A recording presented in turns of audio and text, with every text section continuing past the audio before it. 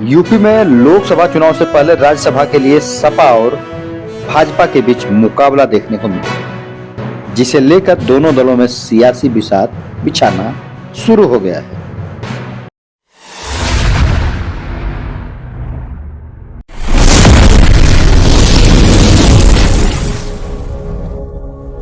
साथियों नमस्कार, जय हिंद, जोहार।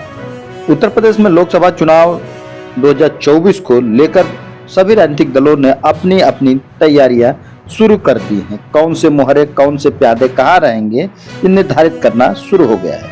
केंद्र की लड़ाई के बीच प्रदेश में राज्यसभा को लेकर भी समाजवादी पार्टी और बीजेपी में जबरदस्त मुकाबला देखने को मिल सकता है।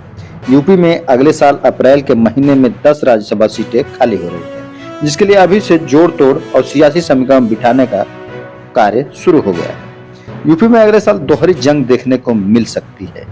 मई में होने वाले लोकसभा के संभावित चुनाव से पहले 2 अप्रैल को यूपी से राज्यसभा की 10 सीटें खाली हो रही हैं। इनमें 9 सीटें बीजेपी के पास हैं, जबकि समाजवादी पार्टी के पास 1 सीट है, जिसे जया बच्चन जी सांसद हैं। ऐसे में लोकसभा से पहले मार्च में होने वाले राज्यसभा के लिए चुनाव की घोषणा की जा सकती है। पिछली बार 2018 में जब राज्यसभा का चुनाव हुआ था, तब बसपा से गठबंधन की कोशिश में सपा ने बसपा उम्मीदवार भीमराव अंबेडकर को समर्थन दिया था। हालांकि क्रॉस वोटिंग में भाजपा का उम्मीदवार जीत गया और बीजेपी ने 9 सीटों पर जीत हासिल कर दी, जबकि सपा के पास सिर्फ 1 सीट जया बच्चन ही जीत पाई थी।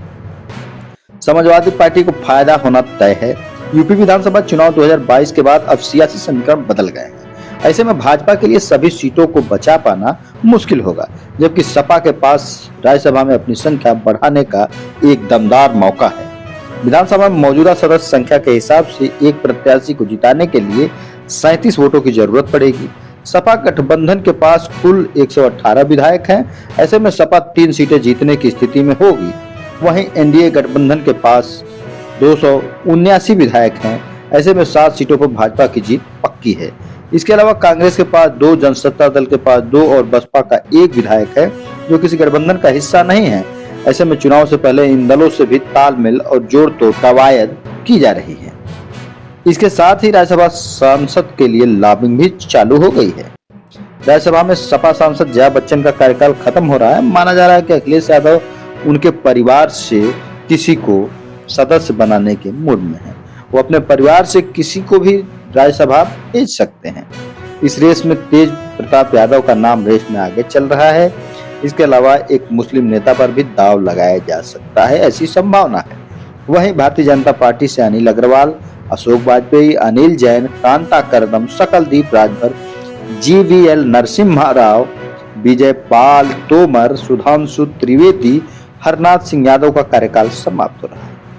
इनमें से बीजेपी सुधांशु त्रिवेदी को छोड़कर किसी को दूसरा मौका देने के मूड में नहीं है, ऐसे कयास लगाए जा रहे हैं। बीजेपी का फोकस पिछड़ों और दलितों पर हो सकता है लोकसभा चुनाव को देखते हुए। अब देखें आगे की क्या रणनीति होती है। जय हिंद।